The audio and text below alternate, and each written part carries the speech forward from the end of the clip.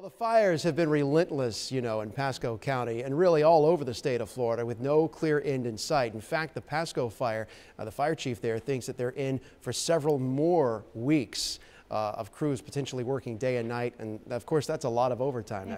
Weeks of it. So right now they have about 10 people manning brush trucks which equals about $10,000 in overtime every single day. That money coming from the $750,000 set aside in the county budget for overtime. If things do get worse, they may have to pull from other areas of the budget, and they're also relying on getting some of that money back from the state of Florida now that the governor did declare a state of emergency. Yeah, one thing we're keeping an eye on too, the governor's proposed budget for next year, which includes cutting Florida Forest Services budget by $50 million.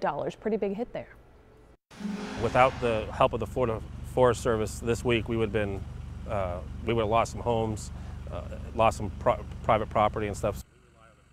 Now, most of the money in the governor's proposed budget cuts would come from the Florida Forest Service's capital improvement plan and special programs. That's a lot of money, and we're still waiting to get a complete breakdown on how these cuts would affect local fire departments. We'll update you on that as soon as we hear back. And meantime, the Now's Nicole Grigg caught up with some other people working tirelessly to make sure firefighters stay hydrated and also stay fed in the field.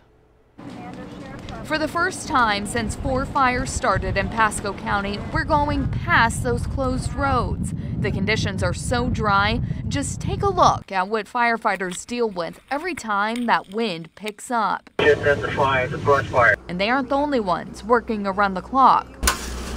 Salvation Army volunteers are in the Starkey Park area, bringing in the fuel that keeps the firefighters going. A lot of firefighters.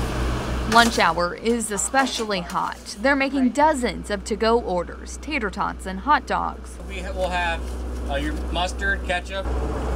The Salvation Army has a very detailed strategy to make sure every firefighter gets a meal. How you doing? And you need the 6?